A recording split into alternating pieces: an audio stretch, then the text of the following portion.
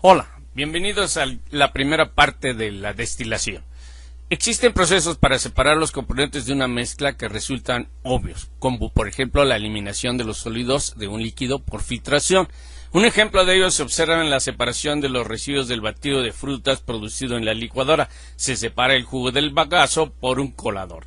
Otro ejemplo es el proceso de lixiviación en la preparación de infusiones, como la del té de hierbabuena. Pero la destilación es un proceso poco conocido. Esta presentación trata con el estudio de los fenómenos que ocurren durante la destilación, así como el entendimiento de las variables que intervienen, además de conocer cómo se lleva a cabo el diseño de los destiladores.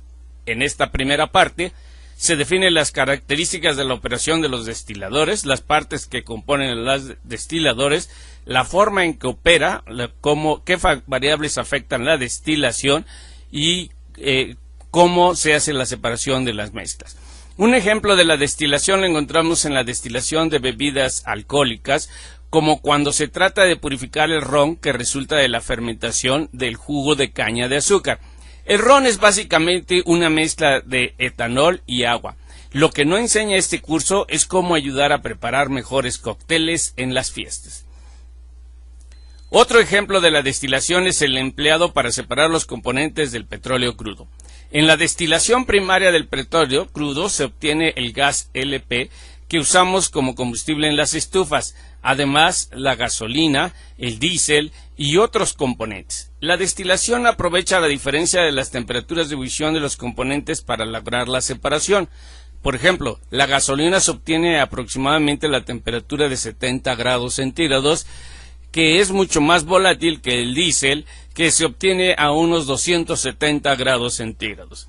La destilación es un proceso para separar los componentes de una mezcla líquida.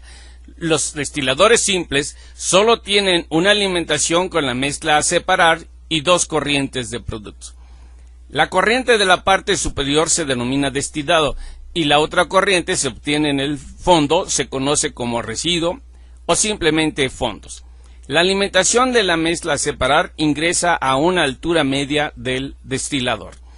Los destiladores son cilindros verticales con múltiples divisiones en forma de platos en su interior. También son conocidos como torres, columnas o fraccionadores, y no es raro escuchar a los ingenieros que hablan de las torres de destilación, las columnas fraccionadoras, etc. Los componentes más volátiles, es decir, los de menor temperatura de ebullición, ascienden y se concentran en la parte superior del destilador, como ocurre en la destilación del petróleo, mientras que los más pesados se concentran en la parte inferior y salen por el fondo de la columna. Los destiladores tienen dos cambiadores de calor que son parte fundamental del proceso para coadyuvar en la separación de los componentes de la mezcla alimentada, el condensador arriba y el hervidor en el fondo del destilador. Veamos lo que ocurre en la columna. Tal como asciende el humo de cigarro en el aire, el vapor dentro de la columna asciende por efecto de flotación. Al llegar a la parte superior de la columna, el vapor pasa por un enfriador en donde se condensa. Por ello, a este cambiador de calor se le conoce como condensador. Parte del líquido producido, al condensarse el vapor, se retorna a la columna. Este es conocido como reflujo que desciende por los platos. La otra parte del condensado se extrae como producto destilado. El líquido que llega al fondo de la columna, por efecto de gravedad, pasa por un calentador en donde una parte hierve, produciendo de esta forma el vapor que asciende por los platos de la columna. La otra parte se extrae como producto de fondos.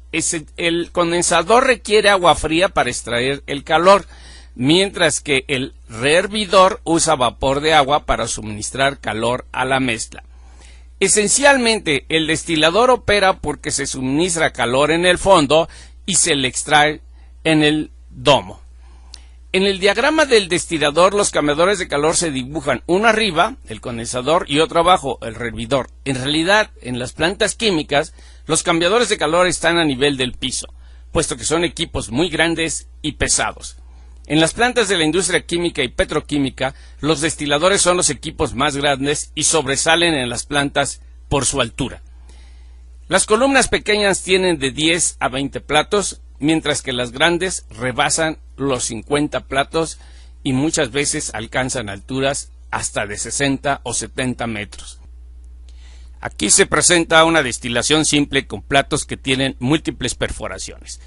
Los platos están convenientemente separados para dar espacio al flujo del vapor y el líquido. Los orificios en los platos se exageran para una mejor visualización de lo que pasa en los platos. Por las perforaciones pasa el vapor en su ascenso por la columna. El diseño de los platos es tal que retiene el líquido entre la bajante y el rebosadero. El líquido que pasa sobre el rebosadero desciende al plato inferior por la bajante. Cuando el líquido y el vapor entran en contacto, el vapor transfiere parte de su calor al líquido, provocando que una parte de los componentes más volátiles del líquido pasen al vapor.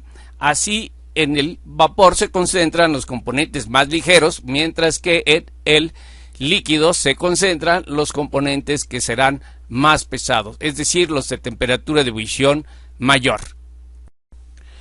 Otro diseño de plato muy común en la industria es el denominado plato con cachuchas de burbujeo.